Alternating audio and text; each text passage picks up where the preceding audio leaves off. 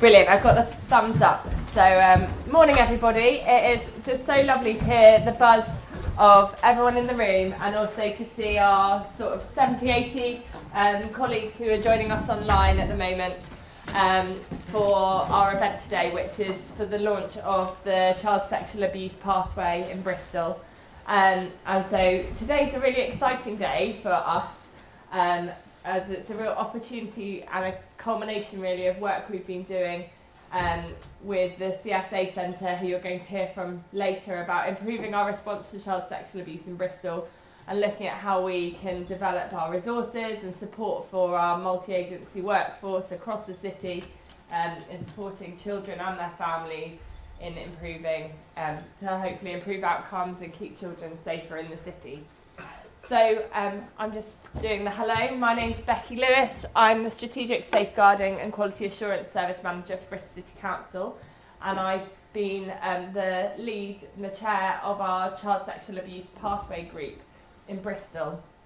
And our kind of journey in this piece of work started, I would say, in 2021, when a few of us saw there was an opportunity to work with the National Centre to trial and pilot the new resources they were developing, pulling together the sexual abuse pathway, new policies and approaches and resources for the multi-agency workforce to look at how we responded to child sexual abuse. And it came at the perfect time for us, because what we've been seeing in Bristol were real opportunities to strengthen our response for children.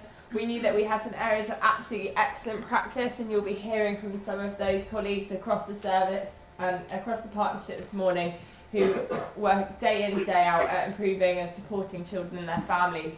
But we know we've got areas for improvement as well, and we could really see that in some of the work we were doing. So what we were hearing from children and families was that sometimes our response can feel quite scattergun, that sometimes professionals were telling us that they don't feel as confident as they'd like to be about how to have conversations with children about sexual abuse, what kind of good look like in joint planning, multi-agency strategy meetings across the partnership, how to kind of work and support young people who were in the criminal justice system, and what that looked like in the interface with support and recovery services for young people who might not be getting support through the criminal justice system as well.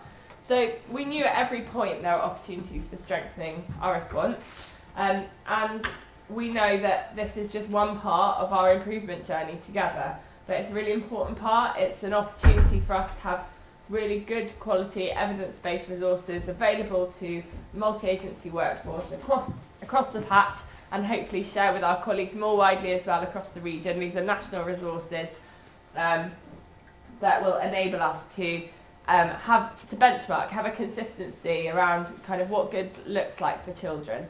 And we know that through this work we started to identify opportunities for working closer together, areas where we can align our services more effectively and help kind of move this agenda forward. So we're one of 3 sites partnering with the centre, looking at these resources. So similar events taking place over the last few months in Barking and Lincolnshire. So we're not on our own in this piece of work, and certainly I think that's really hopeful. I think when we're thinking about best practice and opportunities for sharing and learning and how we move forward. You've got a really exciting agenda today of speakers. I hope it'll be a really kind of interesting and opportunity for you all to engage with your own practice, think about how you want to learn and develop, hear about what's happening across the city, network for those of you who are in the room, but also those of you online. Hopefully you'll see people who you think these are organisations that I need to be connecting with and need to find ways of working with. I'm just going to do a bit of housekeeping quickly. For those of you who are in the room today, if there's a fire alarm, there are fire exits, 2 at the back and 1 at the side here, and we need to make our way around to the car park and gather there. There isn't a planned fire alarm test as far as we know, so hopefully that will all be all right. There are toilets just at the back, accessible toilets if you go through the back door. There are some upstairs as well in the training rooms, but most of them are at the back, which is the easiest. and I think they're the main things. If we have a fantastic support from police headquarters today, and from Ben in particular, in supporting us with our tech. So that if there are any issues for those of you online, we are being a bit brave, trying to do a hybrid event. We're hoping that's meant that it's been accessible for lots of you to be able to be part of this conversation and this work. If there are issues with the tech, let us know on the chat within the link of the event, and we will endeavour to sort it quickly.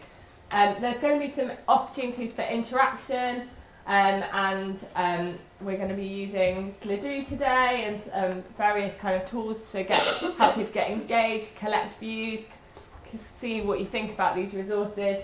So I really encourage you to take active kind of part in those conversations, help us build our kind of benchmark really about where we are as of today in May in Bristol in 2023 with our work in child sexual abuse. We'd like to think, where could we be in 6 months, where could we be in a year's time, what improvements, incremental improvements we'll be able to see, and hopefully that children and families will be able to feel the difference. Click on.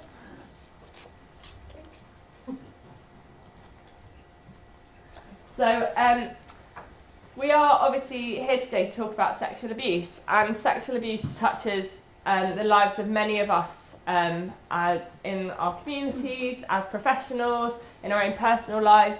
There'll be people here today who've got their own experience of sexual abuse or have experience of that of people they care about and love. And we know that listening to any content about sexual abuse or harm of children can have an impact on us, even when you've been working in this field a long time. And so it's so important that we are able to prioritise our own care and well-being, and our ability to have the capacity and space to be compassionate and support children and families effectively relies on our own ability to look after ourselves as well. So we'd really encourage people to prioritise themselves today and do what you need in relation to your self-care. If you're in the room and you need to step out, no questions asked, people will need to leave, please just leave quietly to the back, or if you want to take a moment, there's some chairs just out the back to the side. Myself or Nat are available throughout the day, in the morning, or Chris if you want to check in or have a conversation about how anything that sort of landed with you from the content this morning. It's obviously harder for our colleagues online for us to be able to notice or kind of see you, I guess, in relation to what you might need in relation to your self-care. So I'd encourage you to do the same. If you need to take some time away from the screen or take a moment to ground yourself, do what you need to do online, turn your camera off, step away, we totally understand. No problem around that. And also, I guess for us it's really important to think about who's in your circles of support. So there's people in the room here today who may or may not know, who feel free to kind of connect with and have conversations with, but think about who you might need to kind of talk to if the content today raises something for you. Sorry, I'm still getting over a cold. In relation to your practice or your own experience, that might be someone in your own life, but it might be your manager, line manager, or colleagues. So we'd encourage you to think about what you need to stay well in this work as well. And hopefully, part of staying well is about engaging with good quality, continuing professional development, which is what we hope this will be today. We hope this will inspire you to feel more confident to work with sexual abuse well. Think about what supports are out there, what networks are out there. Build your confidence in kind of engaging with the subject matter, and then challenging the taboos and myths really that there are around sexual abuse.